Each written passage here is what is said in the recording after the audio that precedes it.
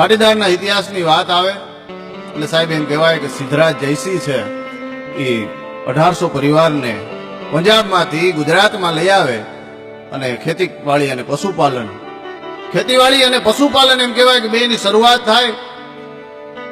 પણ આપણે જે વાત કરવી છે કે જ્યારે અંગ્રેજોનું રાજ આવ્યું, જ્યારે અંગ્રેજો એમ કહેવાય કે ભારતની અંદર સત્તા હતી અને ત્યારે 1857 ની માલિકો જ્યારે ગુલામીમાંથી આઝાદ થવા માટેની શરૂઆત ચળવળ શરૂ થઈ અને 1857 નો પહેલો વિપ્લવ, 1857 માં સાહેબ પહેલો વિપ્લવ થાય અને એની અંદર સૌથી પહેલા જો ગુજરાતમાંથી કોઈ કામ આવ્યો હોય તો એ આણંદના ગળવરદાસ પટેલ, ભલા માણસ, પાટીદારનો એ સંતાન સૌથી પહેલા એમ કહેવાય કે 1857 માં એ કામ આવે. ત્યારબાદ ત્યાંથી આગળ હાલીએ તો સાહેબ પાટીદારની કોમ મહેનતુ તો હતી જ અને ગળથુટીમાં જ કદાચ મહેનત પાવામાં આવી છે, હું તો એમ માનું છું. કારણ કે વિશ્વની માલિકો રાજ કોઈ પણ દેશમાં તમે જાઓ તો અહીંયા પાટીદારો તમને જોવા મળે. કારણ કે એવું કહેવાય છે કે વિશ્વમાં કોઈ એવો દરિયો નથી જેમાં માછલી ના હોય અને વિશ્વમાં સાહેબ કોઈ એવો દેશ નથી જેમાં પાટીદાર ન હોય. અને આગળ વાત કરું તો સાહેબ જ્યારે આ દેશ ગુલામીમાં જકડાયેલો હતો અને મને ગમતી વાત છે સાહેબ, સરદારની વાત કરવાની આવે એટલે કોઈ પણ પાટીદારનો દીકરો હોય કદાચ રાજી જ થાય. અને સરદારની સાહેબ વાત આવે, આ ભારતની માલિકો કદાચ કોઈ અખંડ ભારત કર્યું હોય તો એવા બે જ આ ભારતમાં જન્મા, એક ચંદ્રગુપ્ત મૌર્ય જે ચાણક્ય નો શિષ્ય હતો ને એને અખંડ ભારત કર્યું અને સાહેબ બીજો એટલે સરદાર વલ્લભભાઈ પટેલ કે જેણે અખંડ ભારતનું સપનું જોયું અને એને પૂરું કર્યું. કારણ કે 562 રજવાડામાં જ્યારે આ દેશ વેચાયેલો હતો પણ એ પહેલા સાહેબ સરદારે અનેક આંદોલનો કર્યા અને સરદાર તરીકેનું બિરુદ એને કોઈ મળ્યું હોય તો એ બારડોલી સત્યાગ્રહની માલિકો એમ કહેવાય કે એને સરદારનું બિરુદ આપવામાં આવે. સાહેબ જંગલની માલિકો સિંહ હોય તો સિંહનું ક્યાંય રાજ્યાભિષેક હોય નહીં, સિંહનો ક્યાંય રાજ્યાભિષેક થાય એવું આપણે ક્યાંય સાંભળ્યું નથી. પણ એના વીરતા અને એને પરાક્રમથી સાહેબ એને સરદાર કહેવામાં આવે. એમ જંગલની માલિકો સિંહનો ક્યાંય રાજ્યાભિષેક નથી, એમ સાહેબ સરદારનો કોઈ રાજ્યાભિષેક કરીને સરદાર તરીકેનું બિરુદ નથી આપ્યું.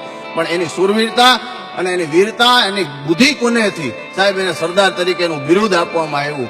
અને એક ગુજરાત માત્રના નહીં પણ આખા ભારતના સરદાર થઈ અને આજ પણ આપણે એને યાદ કરીએ છીએ. એ સરદારને સાહેબ બારડોલીમાંથી સરદારનું બિરુદ મળ્યું. અને એથી આગળ વાત કરું કે જ્યારે આ દેશ સાહેબ અલગ અલગ એમ કહેવાય કે રજવાડાઓમાં બટાયેલો હતો અને ત્યારે સાહેબ અંગ્રેજ ગવર્નરે એમ કીધું 15મી ઓગસ્ટે તમને હું આઝાદી આપી દઉં.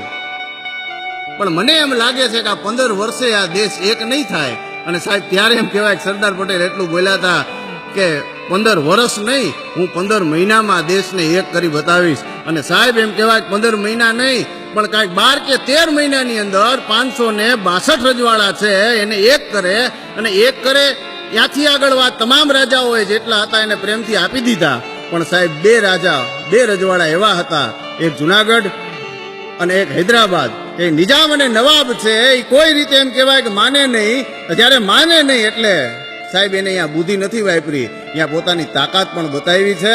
અને બેયને એમ કહેવાય કે રાતોરાત આ દેશ છોડી અને ભગાડ્યા છે. અને બેયને બે રજવાડા છે અને હિન્દુસ્તાનની માલિકો ભેળવા છે. ભલા માણસ આ સરદાર હતા એટલે સાહેબ એને અખંડ ભારતના શિલ્પી તરીકેનું બિરુદ પણ આપવામાં આવે.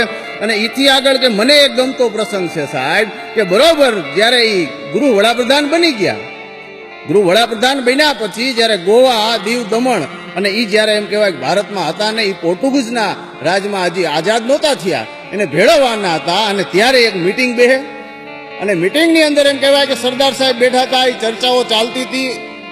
અને સવારે 4 વાગ્યામાં ઉઠીને સાહેબ સરદાર સાહેબ કામ કરતા એટલે થાકે બહુ લાગે એને, એટલે એમાંય સાહેબ બરોબર મિટિંગમાં હુઈ ગયા, નીંદર આવી ગઈ સાહેબ. એટલે એમાં જેટલા બેઠા હતા એમાંથી એક પણ જણાને એમ ન થયું કે આને ઉઠાડાય.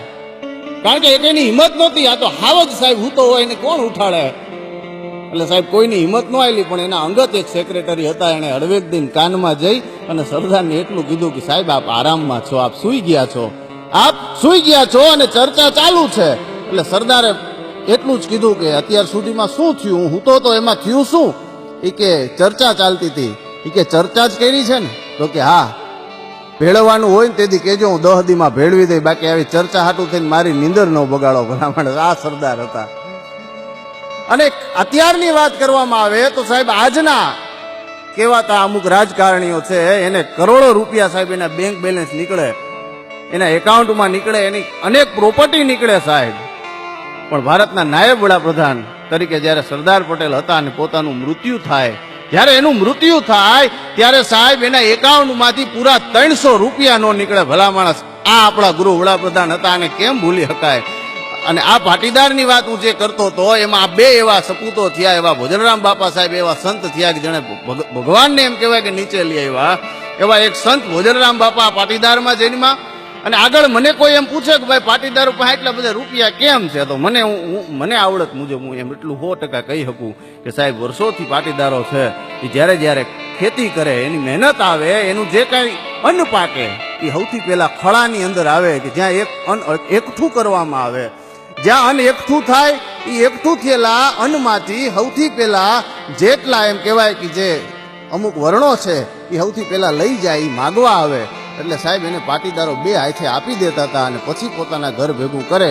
એટલે કદાચ આ બાપ દાદાના પુણ્ય પાક્યા હશે, એટલે સાહેબ આજ પાટીદારો વિશ્વની માલિકો ધુબાકા મારે છે. એનું કારણ આ છે કે અમારા બાપ દાદાઓએ આ જે આપ્યું છે ને એ હજી જેટલા પાટીદારો સાંભળે છે, અને એક આ પાટીદાર તરીકે વિનંતી છે કે બાપ આપજો જગતને, કારણ કે તમે આપશો ને તો તમારી પેઢીઓ ધુબાકા મારશે. બાકી તો સાહેબ સરદારને યાદ કરવા હોય, સરદારનું જ્યારે સાહેબ અવસાન થાય 15 ડિસેમ્બરનો એ દિવસ, 15 ડિસેમ્બરના એ દિવસે જ્યારે એમનું અવસાન થયું ત્યારે એમ કહેવાય કદાચ સૂર્ય છે એ આજ સવારનો પોર 9:35 જ્યારે એને આ દેહ છોડ્યો છે, તેથી આ સૂર્ય છે એને કિરણો ઝાંખી પડતી હતી બાપ, કારણ કે આજે પનોતા પુત્રને, આ ભારતના પનોતા પુત્રને, ભારતના રત્નને આ ધરતી છે એ કદાચ આમ ઉલળતી હતી, કારણ કે પોતાના પુત્રને પોતાની ગોદમાં સંભાળવા માટે કદાચ આ ધરતી થનગનાટ કરી રહી હતી કે મારા પુત્રને મારે આજે હમાવી લેવો છે બાપ. એવા સરદારની વાતો તો અનેક છે, પણ આ તો મને જેટલી ઉગી એટલી મેં તમને કરી. આ દેશના આ લડવૈયાઓ માટે સાહેબ કેવું હોય તો મને ઝવેરચંદ મેઘાણીની એક કવિતા યાદ આવે કે એની ભસ્માંકિત ભૂમિ પર ચણજો આરસ ખાંભી, એ પથ્થર પર કોતરશો નવ કોઈ કવિતા લાંબી, અરે લખજો ખાખ પડી અહીં કોઈના લાડક વાયાની, કે મરતા મરતા માતની આઝાદી ગાવે, મરતા મરતા એ માતની આઝાદી ગાવે. એટલે કે વાત કરવા બેહો તો સરદાર ઉપર તો સાહેબ કદાચ કલાકો ટૂંકી પડે.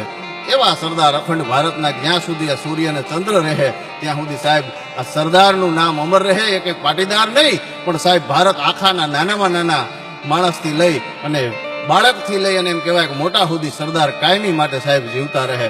જય સરદાર.